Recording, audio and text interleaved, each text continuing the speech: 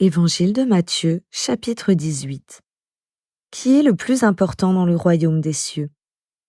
À ce moment-là, les disciples s'approchent de Jésus et lui demandent: Qui est le plus important dans le royaume des cieux?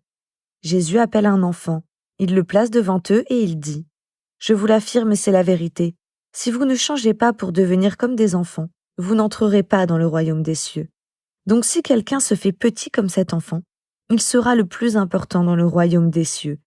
Et si quelqu'un reçoit un enfant comme celui-ci à cause de moi, c'est moi qui le reçois.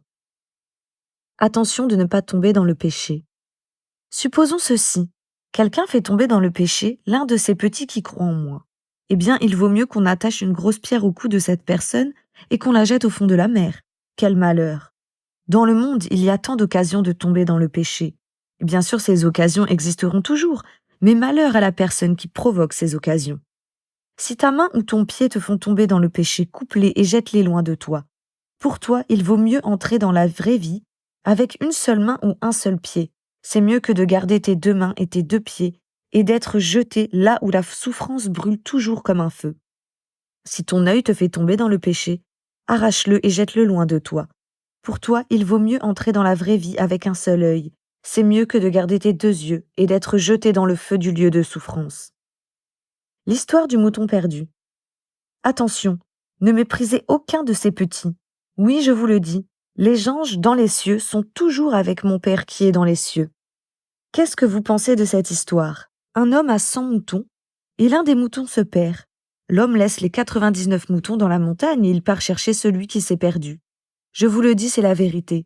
S'il le trouve, il est tout joyeux pour ce mouton, beaucoup plus que pour les 99 qui ne se sont pas perdus. De la même façon, votre Père qui est dans les cieux ne veut pas qu'un seul de ses petits se perde. Comment agir avec celui qui fait du mal? Si ton frère te fait du mal, va le voir et fais-lui des reproches quand tu es seul avec lui. S'il t'écoute, tu as gagné ton frère. S'il ne t'écoute pas, retourne le voir avec une ou deux personnes. De cette façon, on jugera l'affaire avec 2 ou 3 témoins. S'il refuse de les écouter, dis-le à l'Église. S'il refuse d'écouter l'Église, traite-le comme un non-juif ou comme un employé des impôts. Je vous le dis, c'est la vérité. Tout ce que vous refusez sur la terre, on le refusera dans le ciel. Tout ce que vous accueillerez sur la terre, on l'accueillera dans le ciel. Je vous le dis encore, c'est la vérité. Si 2 d'entre vous sur la terre se mettent d'accord pour prier au sujet d'une affaire, mon Père qui est dans les cieux fera pour eux ce qu'ils demandent. Oui, quand 2 ou 3 sont réunis en mon nom, je suis là au milieu d'eux. Le serviteur qui refuse de pardonner. Alors Pierre s'approche de Jésus et il lui demande: Seigneur, quand mon frère me fait du mal, je devrais lui pardonner combien de fois? Jusqu'à 7 fois? Jésus lui répond: Je ne te dis pas jusqu'à 7 fois, mais jusqu'à 70 fois 7 fois. C'est pourquoi le royaume des cieux ressemble à ceci.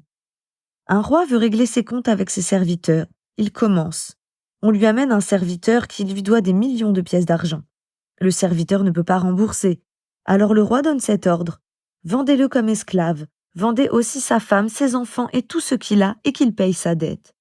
Mais le serviteur se met à genoux devant le maître et il lui dit: Sois patient avec moi, je te rembourserai tout. Le maître est plein de pitié pour son serviteur. Il supprime sa dette et le laisse partir. Le serviteur sort. Il rencontre un de ses camarades de travail qui lui doit 100 pièces d'argent.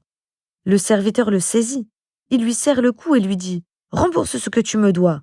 Son camarade se jette à ses pieds et il le supplie en disant: Sois patient avec moi, je te rembourserai. Le serviteur refuse. Il fait jeter son camarade en prison en attendant qu'il rembourse sa dette. Les autres serviteurs voient ce qui est arrivé. Ils sont vraiment tristes. Ils vont tout raconter à leur maître. Alors le maître fait venir le serviteur et lui dit: Mauvais serviteur, j'ai supprimé toute ta dette parce que tu m'as supplié. Toi aussi tu devais avoir pitié de ton camarade comme j'ai eu pitié de toi. Le maître est en colère. Il envoie le serviteur en prison pour le punir. Le serviteur restera là en attendant qu'il rembourse toute sa dette. Et Jésus ajoute: Mon Père qui est dans les cieux vous fera la même chose, si chacun de vous ne pardonne pas à ses frères et sœurs de tout son cœur.